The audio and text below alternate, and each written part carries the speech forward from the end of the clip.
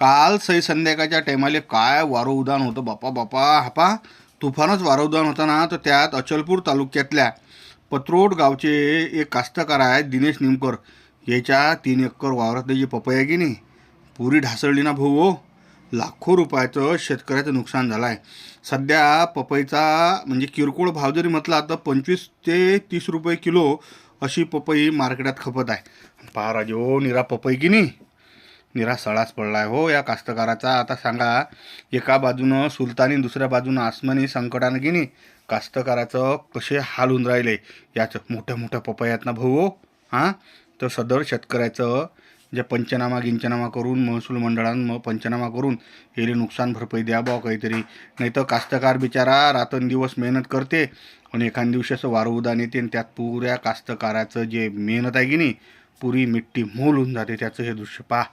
निरा एवढं मोठा पपईचा त्याचा बगीचा आहे की नाही, पुरा पिकेल पपया आहेत ना, चांगल्या पिवळ्या धम पडेल पिपया म्हणजे आपल्या पपया आहेत पा. पुरं कास्तकाराचं नुकसान झालं आहे हो.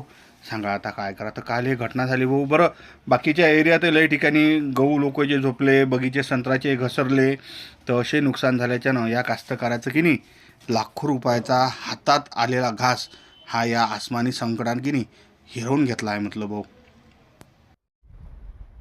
काल रात्री झालेल्या वादळी वाऱ्याने माझ्या पपईचे खूप सारे नुकसान झाले आहे. तरी पण 3 एकरावर पपईची लागवड केली होती.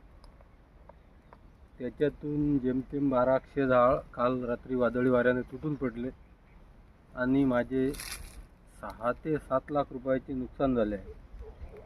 तरी याकडे प्रशासनाने थोडेफार लक्ष तरी द्यावे ही माझी विनंती. आणि खूप सारा माझा हा प्लॉट तुटून पडलेला आहे.